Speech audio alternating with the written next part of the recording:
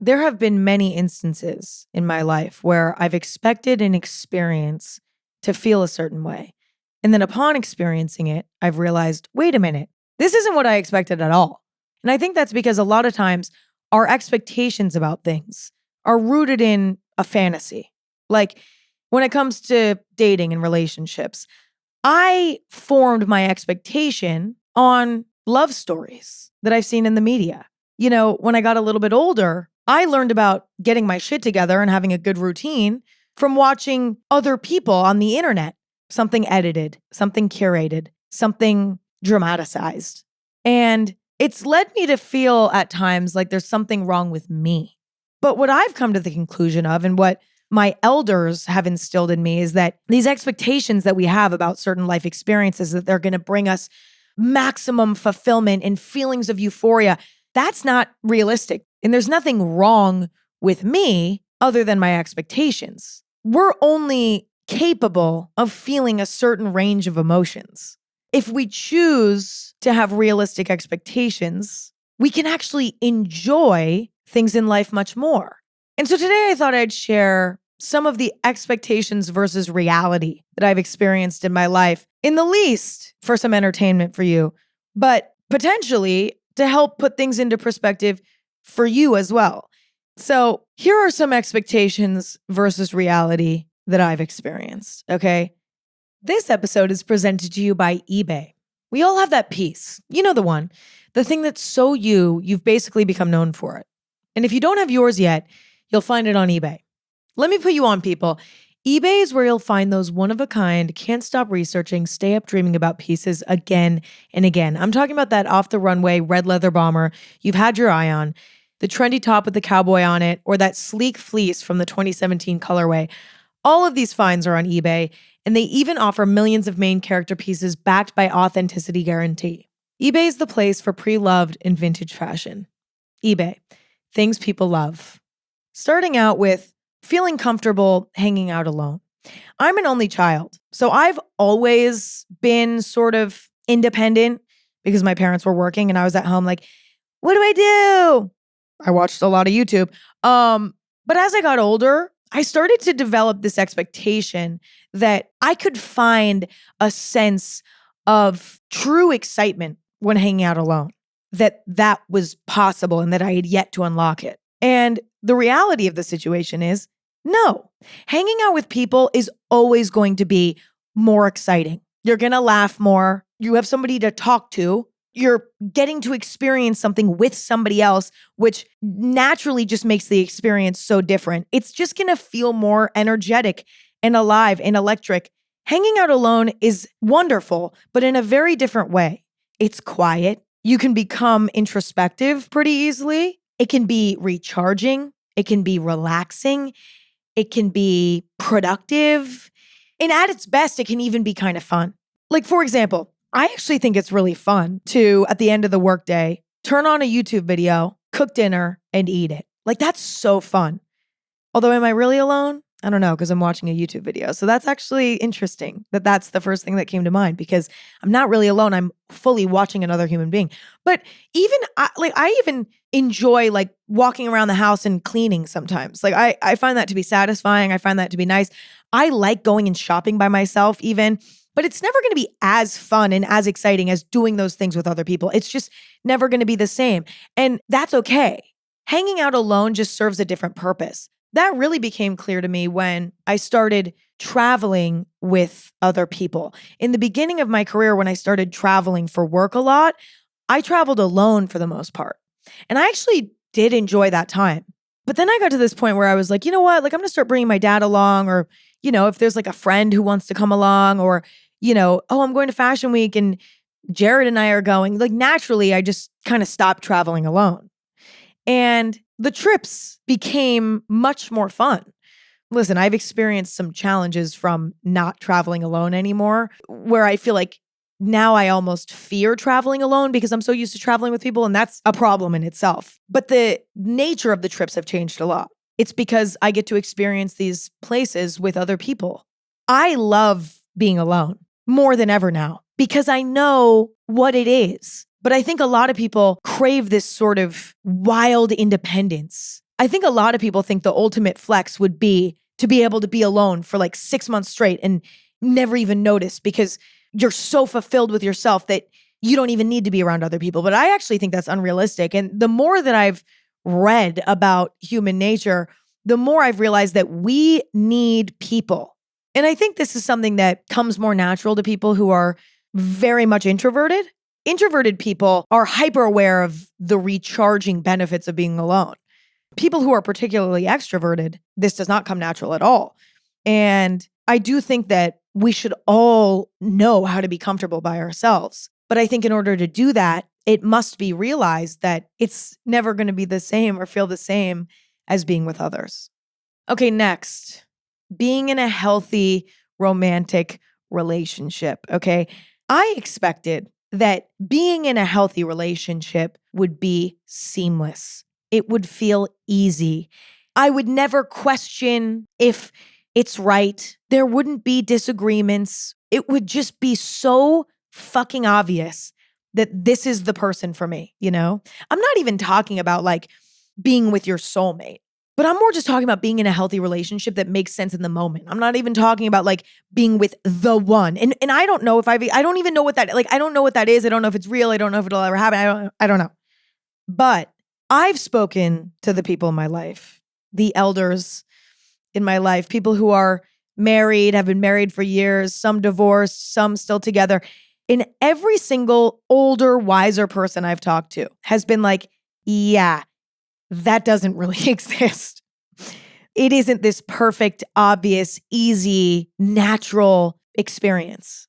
A healthy relationship still comes with a slew of challenges. And that makes sense. Like, there is no two people on this planet who are exactly the same to the point where there's never going to be conflict or tension or anything like that. But also, even if you did find that, there would be issues in that. If you were to find somebody who is exactly like you, to the point where it's like, how could we ever disagree? We literally are the same person. If you were to clone yourself and date yourself, there would still be issues. You're not pushing each other to grow because you're the same person. Relationships are so valuable because we can learn from our partner. And so if you're exactly the same, what is there to learn? There's no different experiences to share. There's no different perspectives to share. You're in an echo chamber, you know? I think relationships are so valuable because there is tension at times, because there are disagreements at times. And I've talked about this ad nauseum on this podcast, so I won't go too far into it, but it's like, if there's no friction at all in the relationship, then you're probably not growing in it. And that's, in my opinion, not getting the full value of a relationship. I think if you're in an echo chamber and there's never any discomfort, you're not going to be pushed to be better. You'll be complacent. But also, human beings are flawed, and those are going to be the most evident to those that we are dating. I think the nature of romantic relationships is compromise. And that's what makes it so powerful. The fact that you have to compromise, that it's not that easy. It's not the most natural, perfect, oh my God, it was love at first sight. And then we've always been happy ever since and everything has just made sense. That weirdly lacks depth to me. The depth of a relationship comes from the fact that you have to overcome challenges. You have to choose every day to love one another, even in moments when it's challenging. Some days that decision is super easy, and some days it's fucking hard. But that push and pull is what creates a deeper, more meaningful bond. But I think the problem that we can get ourselves into in life is we can expect relationships to be perfect. And when they're not, inevitably, we can throw those relationships away. And it's a shame because it's like sometimes we'll throw away a relationship that actually was making us better. But it's really tough, though, to distinguish sometimes because we can also stay in a relationship for too long being like, yeah, well, nothing's perfect. But it's like, okay, but this is actually like really not perfect, like to the point, like this is really bad, you know? It's hard to distinguish at times what's going on. I mean, listen, I'm not trying to oversimplify this because I know it's so complicated, but like I've talked to so many old married couples, and this is the feeling, this is the experience, this is universal. And I've experienced it myself. I've experienced bad relationships, but I've also experienced good ones. And I know that even the good ones are complicated. Oftentimes the good ones are maybe even more complicated, I'm starting to realize. I don't know. I still have a lot to learn about relationships, and I don't necessarily want to I'm not, a lot of the facts that I'm speaking are not even necessarily my own. They're also gathered from asking other people for advice and picking their brains about it. But I don't know. I don't believe that healthy relationships are as seamless as we tend to expect them to be. Next, making changes to my appearance. I think a lot of times we expect making changes to our body to miraculously solve majority of the issues in our life. If I just was in better shape, got rid of my acne, got a cool haircut, got my lips done, if I just got a boob job, if I just did this, if I just did that, everything in my life would feel better. My confidence would explode, my self-esteem would improve miraculously, and everything would just be so much better, to the point where I'd feel a way that I've never felt before. I'd feel so good that nothing could ever stand in my way again. I think we expect that. Yes, I do think that altering our appearance can impact our self-esteem, our confidence. I've never gotten any cosmetic procedures done, Botox or filler or whatever. I've never gotten a boob job. I haven't done anything like that, but I've gone on acne medication. I had bad acne. I went on a severe, serious acne medication for 7 months of my life. Then I've gone on to go on medications to help regulate my hormones because I have PCOS, and that was also giving me acne and impacting other things. And I've had moments in my life where I've been okay, I'm going to get in really good shape, and I've changed my lifestyle to whatever. I've done all that stuff. I get it. It can solve some problems, but significantly less than I think a lot of us expect. And I think the reality of that can be really tough to deal with. And it can lead us to go to extreme lengths, okay? I've experienced this. I've been if I just get in really good shape, everything's gonna be better in my life. I'm strong. I'm eating really well. I'm getting my fiber in. I'm pooping, at a good rate.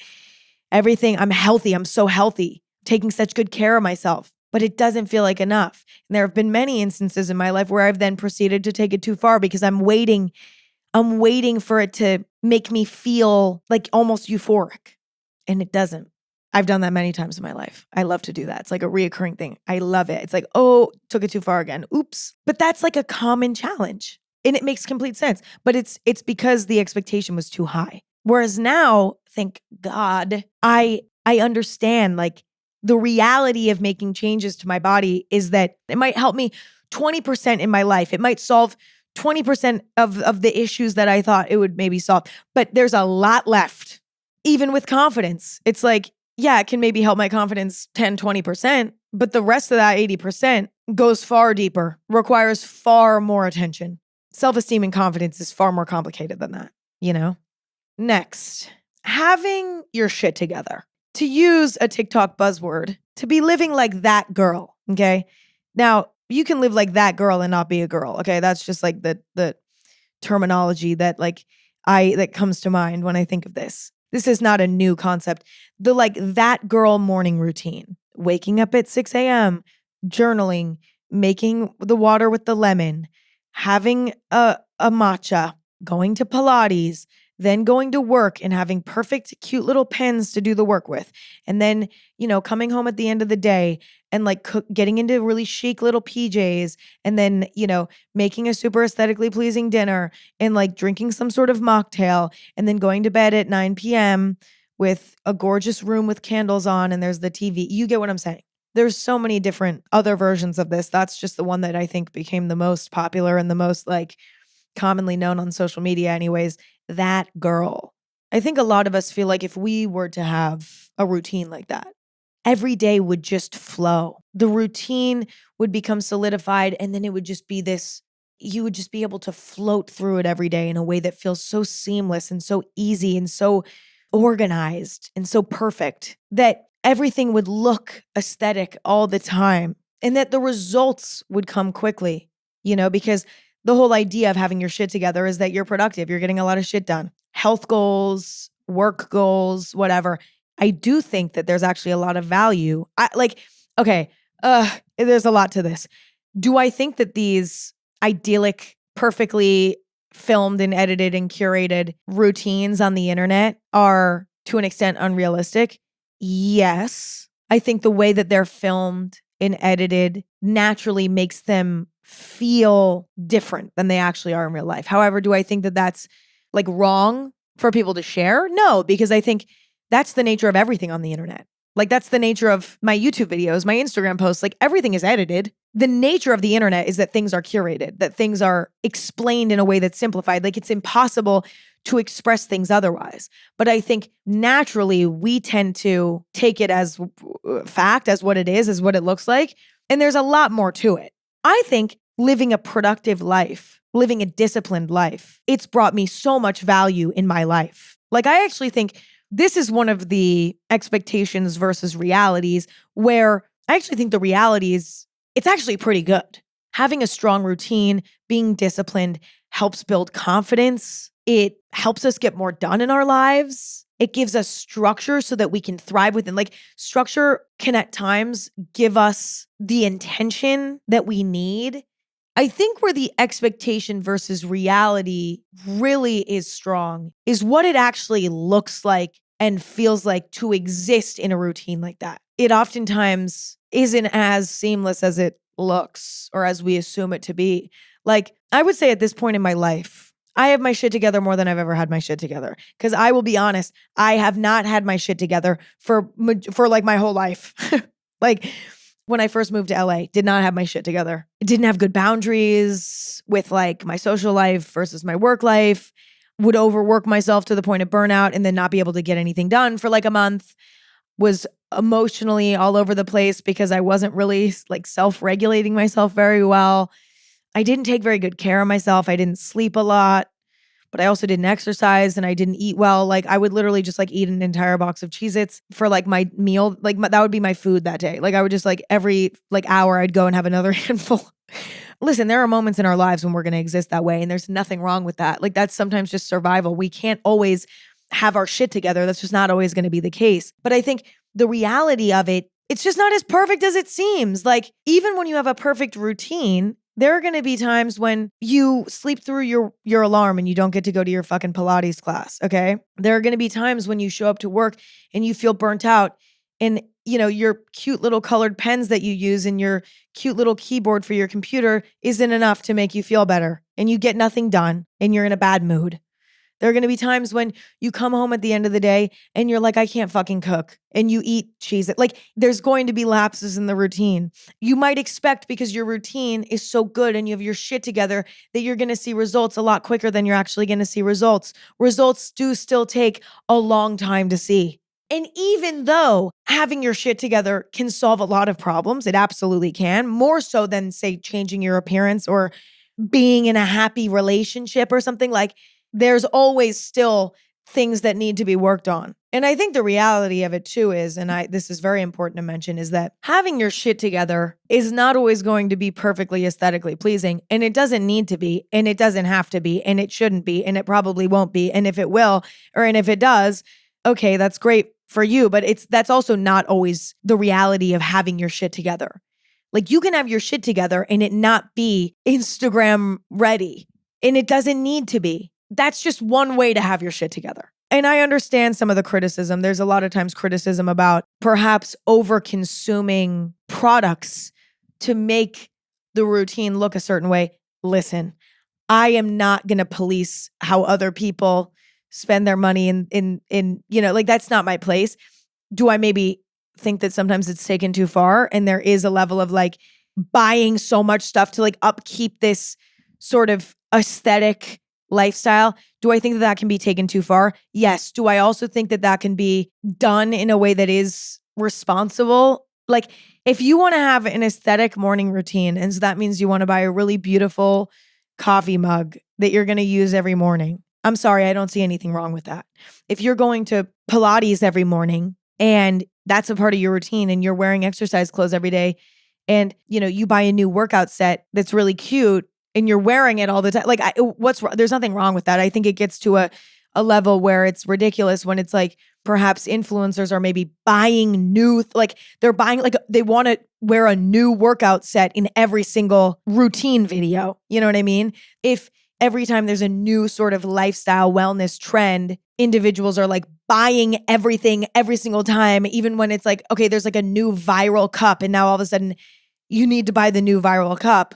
But the reality doesn't always need to look that way. Like there's no right or wrong way to do it. It just has to work for you. And it should be somewhat responsible. And that's it. And I'm saying more so responsible for people who maybe prefer a more aesthetic sort of version of having your shit together, you know? I briefly paused this episode to let you know that this episode is brought to you by Uber. Heading back to campus this fall, you should check out Uber One for Students. It comes with a bunch of perks like $0 delivery fees, up to 10% off eligible orders, and 6% back in Uber credits on rides. Plus, daily freebies from your favorite brands. Try it out now and get your first 4 weeks free. Become an Uber One for Students member and start saving on Uber and Uber Eats. Eligibility and member terms apply. Now back to the episode. Okay, next, accomplishing a huge goal. I think we all think that accomplishing a huge goal is a euphoric experience. It's life-changing, fulfilling beyond words. It's climbing this mountain and reaching the top and being able to stand at the top for the rest of your life and enjoy the view. That's not been my experience. Accomplishing a goal is like climbing a mountain, but seeing the view, you're not seeing anything that you haven't seen on Google Earth. You're not looking out at the top of this mountain and seeing some sort of like wonderful, mystical, magical world in front of you. If you climb the mountain and you get to the top and you look down, you see the earth that you already knew. And that's beautiful, but it's not a feeling you've never felt before. You know, everything is relative, right? So when you were a kid and maybe you accomplished a small goal, right, that in retrospect seems minute, but you experienced a feeling of excitement because you accomplished a goal. That feeling is the same even when you're an adult and you experience like a much bigger, more significant life goal. I've yet to experience like a new feeling from accomplishing a goal. It doesn't unlock a feeling I've never experienced before. We expect almost some sort of like supernatural feeling. Like, oh, if I accomplish that goal, like I'm going to literally like transcend. It's like, no, you can only, like, we only have a certain range of emotions. And to further this sort of mountain metaphor, it's like you climb the mountain, you get to the top, and it does feel amazing, but it doesn't feel as euphoric as you expect it to. And you can't stay at the top of the mountain forever because at the top of the mountain, it's like there's not much you can really do up there. When you're climbing up the mountain, there's a lot to do. You know, you need to feed yourself. This is a metaphor, just stick with me. You need to feed yourself. You need to camp out. You need to deal with rough terrain. You need to keep pushing and pushing and pushing because at the end of it, you're going to be at the top of this mountain, but there's something to work for. Once you're at the top of this mountain, there's nothing to work for anymore. You can enjoy that feeling of satisfaction for a period of time, but eventually it wears off. You have to go back to reality. And going back to reality means climbing down the mountain and then finding a new mountain to climb up. That's how this works. You sit at the top of the mountain long enough and you're like, ugh, fuck, I'm bored now. You think you're going to accomplish some sort of big goal and that it's going to fulfill everything in your life. You're going to never feel like you need to accomplish anything again. You're going to be done. There's no such thing as being done. There's always another mountain you're going to want to climb. And so I think it can be really valuable, at least what I've realized in my life, is to accomplish things and to enjoy that feeling of satisfaction and fulfillment and proudness of myself. Proudness is even a word. But to know that like that's not the end. I'm not transcending into nirvana. There's still more to do. I think, you know, when I look back at like accomplishing my first major goal in my life, I was like, am I like emotionally broken? Because doesn't feel that crazy. It made it harder for me to enjoy the accomplishment. Whereas now it's a bit easier for me to enjoy my accomplishments because I have a realistic expectation about how it's going to feel to accomplish things. It's going to feel good, but it's not going to feel magical. Once we realize that that doesn't exist, we can actually appreciate and enjoy the magic that is just simply accomplishing something. A wonderful feeling that's just much more subtle. Next, traveling. I think a lot of times we think traveling will sort of allow us a break from our lives. Oh, if I just pick myself up out of where I am, out of my world, and I put myself out there and I'm able to explore and talk to new people, get away from everybody who knows me, get away from everybody who has context. I get to be brand new. We expect our problems to be left at home. We expect it to be naturally just fun and exciting because it's a luxury. It's something that's so deeply romanticized. I've done a lot of traveling in my life. I didn't travel very much as a young person. I would go on maybe one trip a year. And then now for my job, I travel significantly more and to faraway places as well. And when I first started traveling a lot, I started to notice myself sort of like getting excited to travel because I was like, oh, I can like get away from my life. I can't tell you how many times I've gone on a trip and I have not escaped. My life has followed me. And I can't tell you how many times I've tried to extend trips to see if at a certain point, like maybe it'll help. No, no. But also I think I've gone on trips being like, oh, this is going to be so fun. It's going to be so easy. Traveling is it's not easy. I don't care what anyone says. Dealing with flight delays, dealing with a flight being canceled, dealing with getting to the airport late, dealing with trying to call like an Uber and like an Uber not coming when you need to be taken to the airport and then you're like late and then it's like, or there's no Ubers available and then you're like, what the fuck do I do? Or like you lose something while you're on the trip and then it's like, oh my God, but I needed that. Or you forgot something at home. You get lost and your phone dies. Like there's so many different things that happen when you're traveling that don't happen to you at home that are incredibly challenging. And listen, is that a part of the adventure? Fuck yes, it absolutely is. But I think a lot of times we think about travel and we're like, oh, it's just going to be this wonderful, easy experience. I'm going to get on the plane and I'm going to watch a movie and then I'm going to land and then it's going to be so fun because I'm going to be on vacation. And it's like, it's not always that way. Sometimes it's like your flight's delayed and then you finally get on the plane and then you get on the plane and then your back hurts and then you're hungry and then your stomach hurts because the being on the plane makes your stomach hurt. And then, you land and you can't, there's no taxi available. And then you like get to your hotel and it's like, maybe the hotel wasn't as good as you thought it was going to be. You paid a certain amount of money and you expected something and then you get there and it's not living up. Maybe your room isn't ready. Maybe your reservation didn't go through. Like shit always happens with travel. So from like an emotional level, travel doesn't erase your problems like you might want it to. And then from a literal level, I think we expect the travel experience to be much smoother than it usually is. Traveling is not a smooth experience by any stretch of the imagination. You could do everything right. You could like win a fucking sweepstakes, okay? Where you have like an all-inclusive vacation. You're flying on a private jet. You could have the dream vacation. And travel is just tough. I mean, that would be really fun. But you get what I'm saying. Like, you got to be like mentally tough to travel, even if, I don't know, it's just like, it's a tough experience. I don't know. I mean, I think more importantly, the emotional element of like, oh, I'm going to leave all this shit at home and then it follows you there. I mean, I think actually the reality of it is that you can be left with some time for reflection. And so sometimes being on vacation can actually exacerbate your problems at home. Like I can give a specific example. There was a time when I was going through some relationship challenges. It was really tough, kind of knowing that the relationship is ending. And I was really struggling to communicate with my boyfriend at the time. And so we like weren't really working through the challenging time together. It was more just like there was no talking and it was sort of this weird feeling. Anyway, it was driving me nuts, right? And so I decided to go on a vacation with my dad, just the two of us, to Europe. I was like, fuck it, let's go on this European vacation. Let's have so much fun.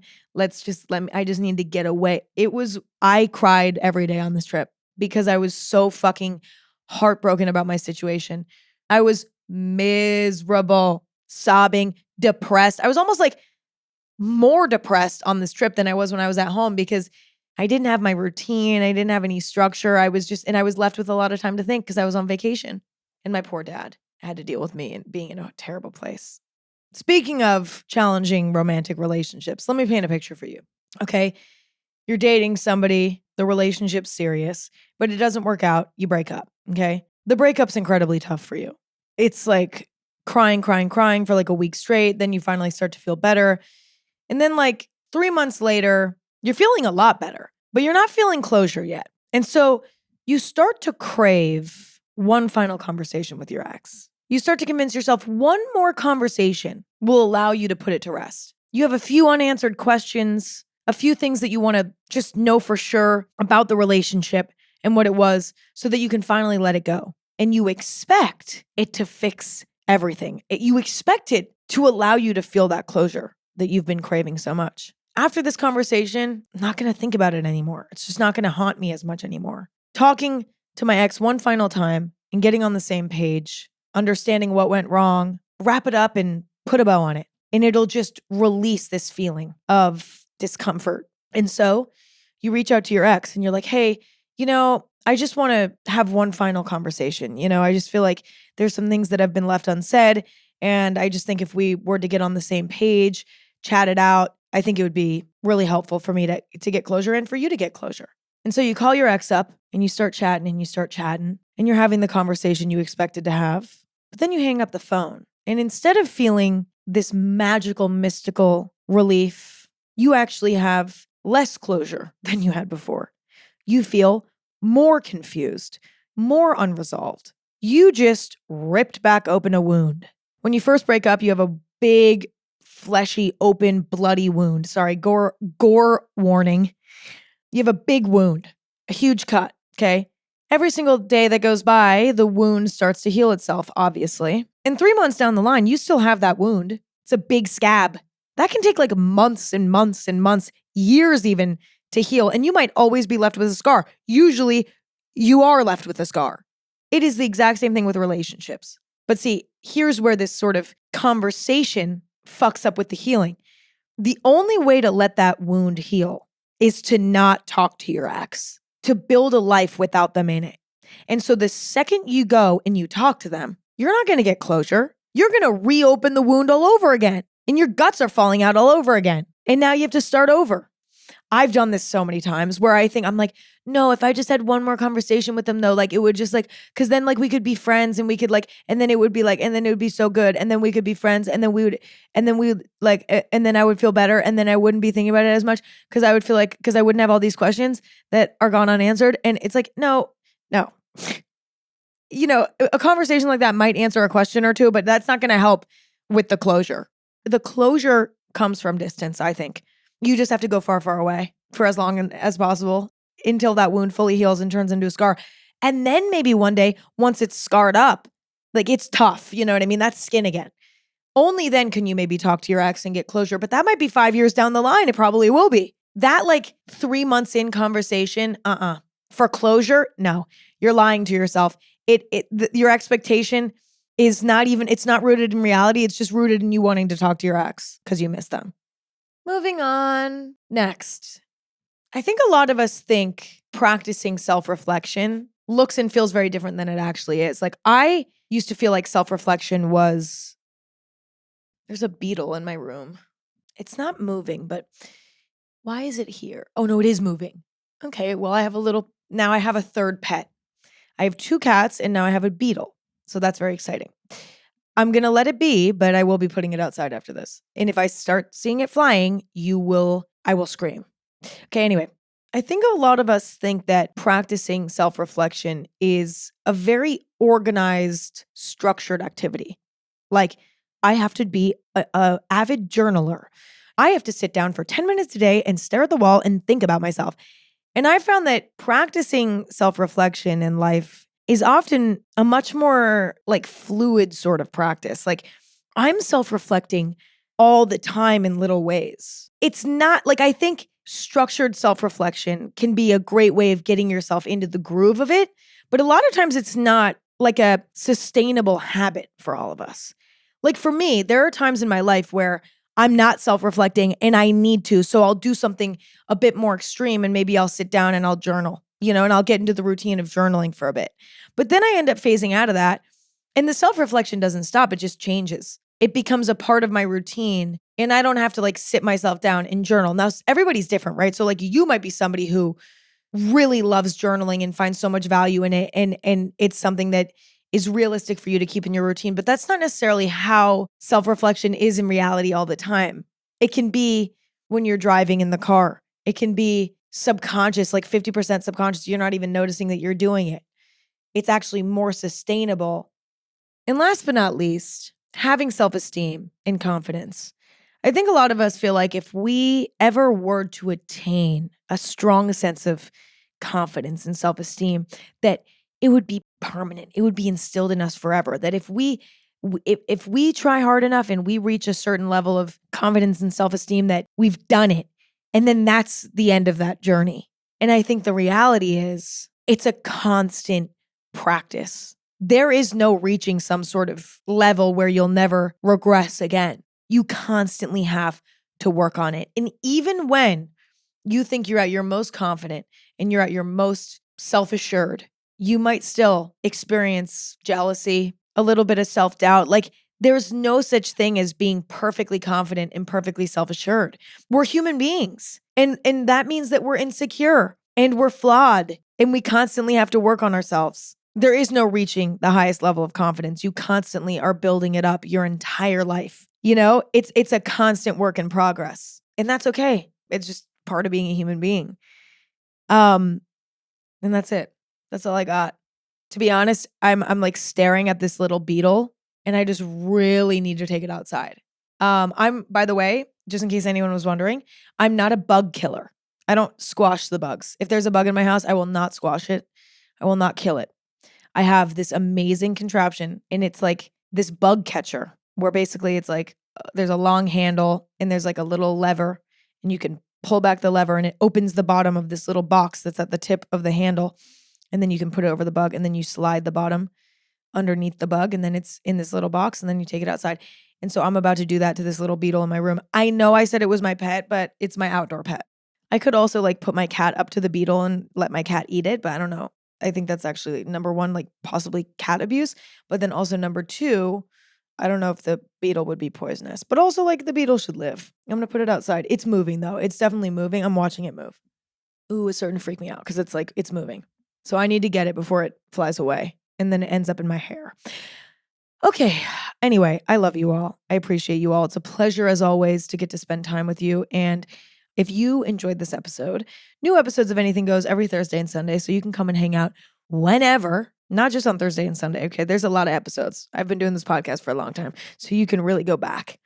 But new episodes every Thursday and Sunday. And you can stream anywhere you get podcasts. But if you want to watch the video versions of the episodes, those are on YouTube and Spotify. Anything Goes is on social media at Anything Goes.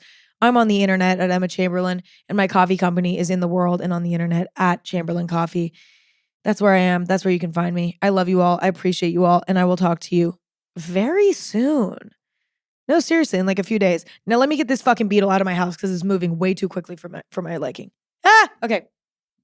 I'll talk to you guys later. Love you and bye.